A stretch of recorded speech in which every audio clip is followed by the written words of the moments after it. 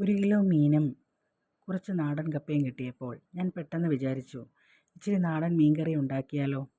പെട്ടെന്ന് തന്നെ മുറ്റത്തേക്ക് ഇറങ്ങി കുടയിൽ നിന്ന് കുറച്ച് കുരുമുളകും കുറച്ച് കരിവേപ്പിലയും ചെടിയിൽ നിന്ന് കുറച്ച് കാന്താരിയും പറിച്ചെടുത്തു. ഓടി അടുക്കളയിലോട്ട് കയറി പാൻ ചൂടാക്കാൻ വെച്ചു. നേരത്തെ തന്നെ കരുതി വെച്ചിരുന്ന കുറച്ച് കൊച്ചുള്ളിയും 2-3 ഇഞ്ചി കഷ്ണങ്ങളും ഒക്കെ എടുത്ത് വെളിച്ചെണ്ണ ഒഴിച്ച് പാനിലിട്ട് വഴറ്റി. അതിൻ്റെ കൂട്ടത്തിൽ പറിച്ച കറിവേപ്പിലയും ഇട്ടായിരുന്നു, ആ കാന്താരി മുളകും ഇട്ടായിരുന്നു. പിന്നെ 1 കിലോ മീനിന് ആവശ്യമുള്ള മുളകും മഞ്ഞൾപ്പൊടിയും മല്ലിപ്പൊടിയും ഇതെല്ലാം കൂടെ ചേർത്ത് ഒരു നുള്ള ഉലുവാപ്പൊടിയും ചേർത്ത് അത് നല്ലതുപോലെ മിക്സ് ചെയ്തു. പാകത്തിന് അത് വഴറ്റിയെടുത്തു, ആ പച്ചമണം മാറുന്നത് വരെ.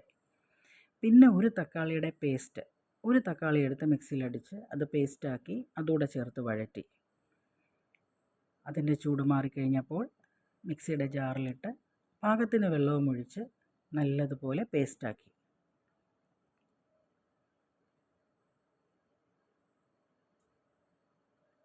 ആ പേസ്റ്റാക്കിയ മിശ്രിതം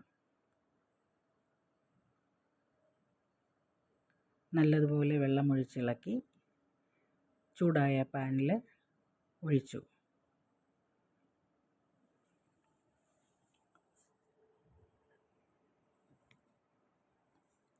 ബാക്കി അരപ്പുകളെല്ലാം കൂടെ ഒന്നിളക്കി അതിലൊഴിക്കാൻ വേണ്ടി അതിന് പാകത്തിന് വെള്ളം പിന്നെയും ഒഴിച്ച് അതിനകത്തേക്ക് ചേർത്തു. പാകത്തിന് ഉപ്പും കൂടെ ഇട്ടു, നല്ലതുപോലെ തിളപ്പിച്ചു.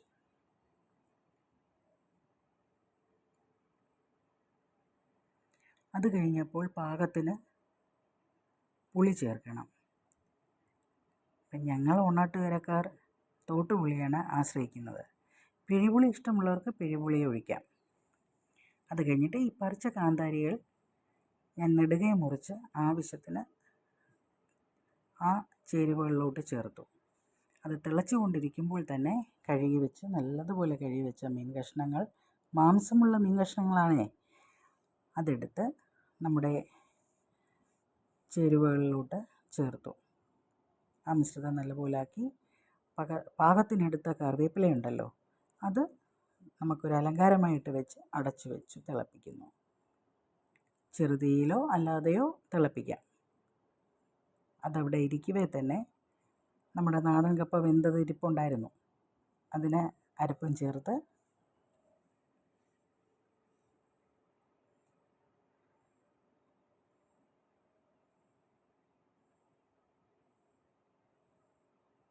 അതിനു മുമ്പ് ഞാനൊന്ന് ടേസ്റ്റ് ചെയ്യണ്ടേ എന്തായിന്ന്.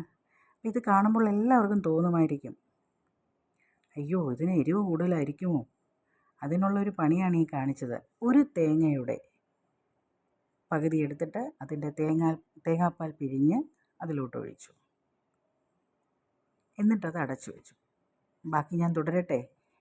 ചീനി വെന്തിരിക്കുമായിരുന്നു.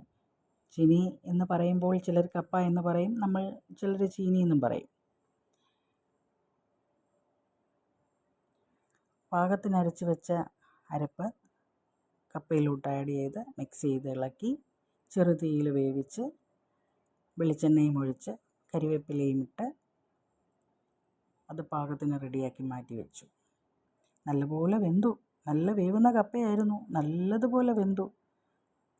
എന്നാലും അത് ടേസ്റ്റാണ്. നമ്മൾ തേങ്ങാപ്പാൽ ഒഴിച്ച് വെച്ച മീൻകറി അടുത്ത അടുപ്പിൽ നല്ലതുപോലെ തിളയ്ക്കുന്നു. പാകത്തിന് പരുവമായി വാങ്ങി വെളിച്ചെണ്ണ ഒഴിച്ച് വാങ്ങി. കപ്പയും വിളമ്പി മീൻകറിയും കൂട്ടി കഷ്ണത്തിനോട് ചേർത്ത്, ആഹാ എന്തൊരു ടേസ്റ്റാ. എത്ര പേർക്ക് വായിൽ വെള്ളം വരുന്നുണ്ട് ഇത് കണ്ടിട്ട്. നല്ല ടേസ്റ്റ്. ഓക്കേ.